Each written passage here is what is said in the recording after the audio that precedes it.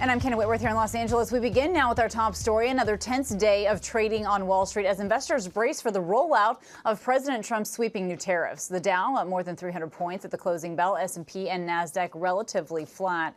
This, of course, as the president's tariffs are set to take effect Wednesday. You'll recall he's been calling it Liberation Day.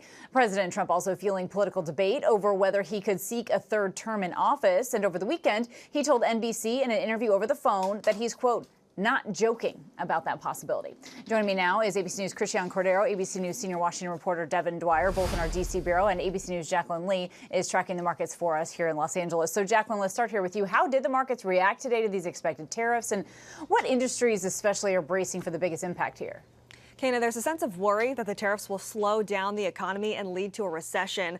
Investors are nervous, but the S&P clawing back from its earlier losses, up 0.7% or 39 points. Dow Jones up 1.13% or 473 points.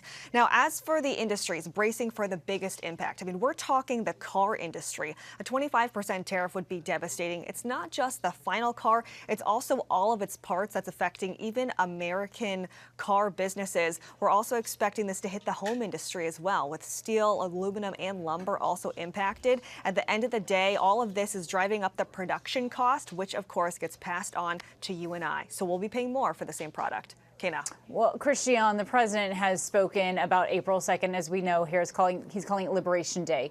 But what more do we know about specifically the rollouts of the tariffs this week? So the bottom line, Kana, is still to be determined, but President Trump has essentially said the approach will be what countries tariff us, we will tariff them, suggesting he will go after the big trade deficits. But in all of that, there are a lot of questions, right? Is the administration going to target certain products, certain industries, or certain countries?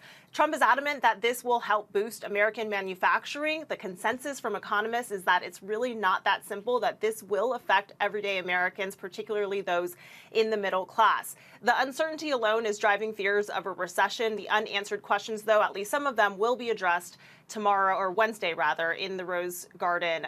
Members of his cabinet are expected to be there as well, Kana.